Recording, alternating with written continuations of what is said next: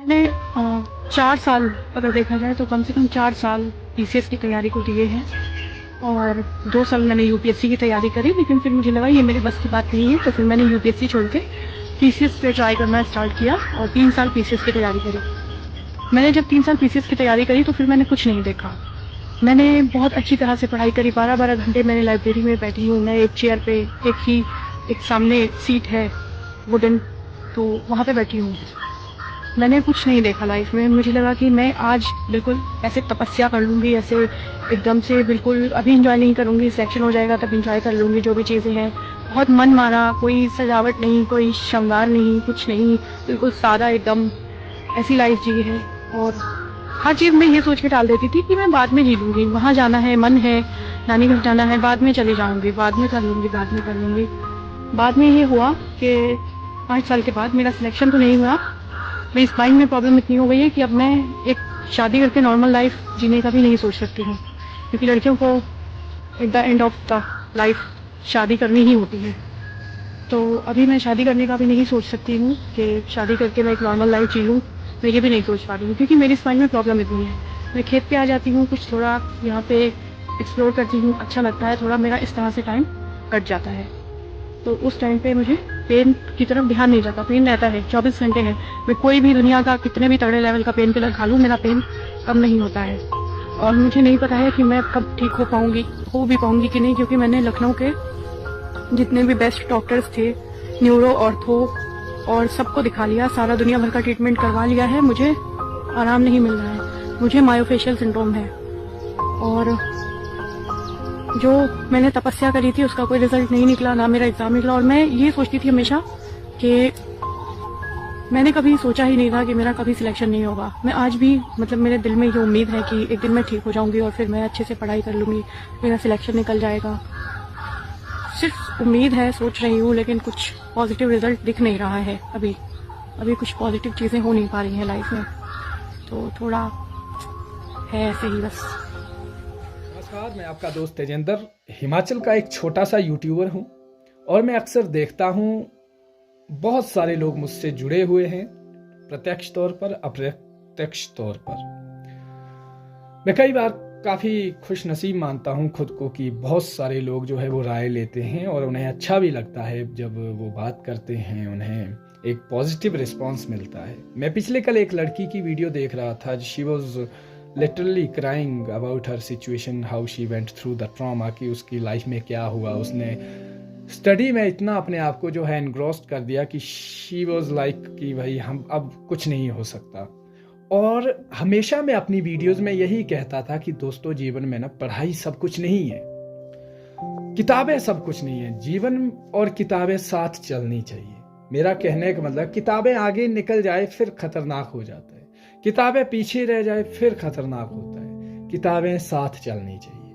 मेरा एक मानना है कि अगर आप विश्वविद्यालय में पढ़ रहे हैं, आप घर में पढ़ रहे हैं, आप या महाविद्यालय में पढ़ रहे हैं, आप कहीं भी पढ़ रहे हैं, आप घर में स्टडी कर रहे हैं, आपको लगता है कि मामा जी के लड़के की शादी है, तो जाइए, एंजॉय कीजिए, खूब मजा कीजिए। क्योंकि एक दिन से ना आप आईएएस बनेंगे, ना एक दिन के छूटने से आपकी रूटीन में जो है वो बदलाव नहीं आना चाहिए एज यूजुअली जो आप कर रहे हैं। आप विश्वविद्यालय की लाइब्रेरीज में हैं, आपको लगे कि मैंने 5 घंटे खूब मेहनत कर ली है, जाइए ऑडिटोरियम में आनंद लीजिए, जिस दिन फंक्शन है खूब मजा लीजिए।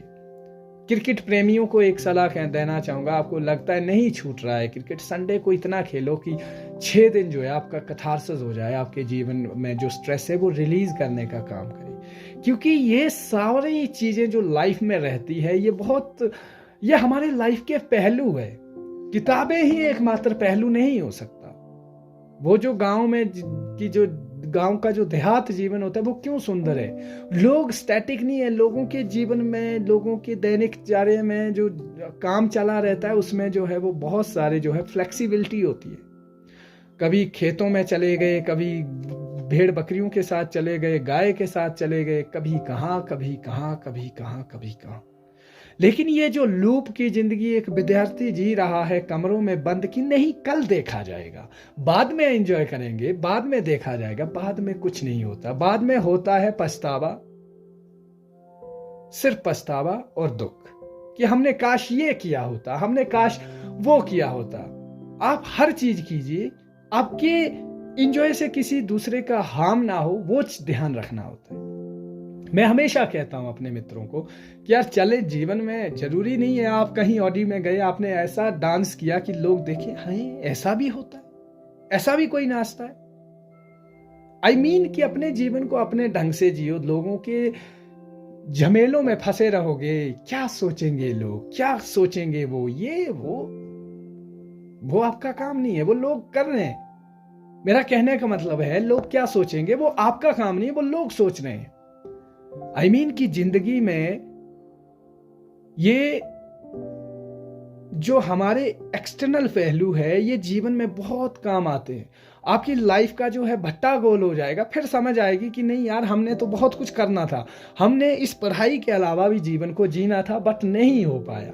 बहुत सारे लोग पूछते हैं, सर मैं तो अब ओल्ड एज हो चुकी हूँ, ओल्ड एज हो चुका हूँ, 45 में हूँ, ये है, मेरे से नहीं हो रहा है। अरे उसके अलावा भी तो जीवन है। अगर आप संघर्ष कर रहे हैं, सलाम है आपके संघर्ष को, सलाम करते हैं आपके हर जज्बे को। बट अगर आपने सोच लिया है कि यही सब कुछ है, तो आपने वो 45 ईयर्स ऑलरेडी दिए हैं। जीवन के बचे कितने वर्ष हैं? 20, 25, हद से हद 30। जब 45 साल हमने जो है अपने संघर्ष में इस तरह से खत्म कर दिए और हमने सीरियसपन में खत्म कर दिए, तो थोड़ा सा जीवन भी रंगीन मिजाज तो होना चाहिए ना। वो कब होगा? जब हम अपने आप से एक सवाल करेंगे, अपने आप से पूछेंगे कि अब नहीं, अब जीवन में सब कुछ ये नहीं है जो हम सोच रहे थे, सब कुछ वो नहीं है। I believe this.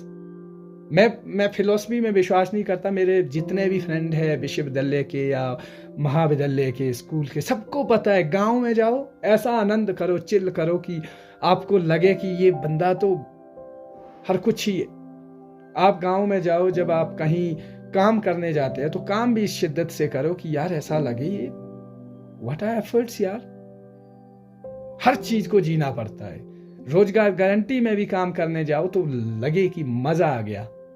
मजदूरों के बीच में अपनी गप्पें सुनाओ, मजदूरों के बीच में जाके आनंद लो।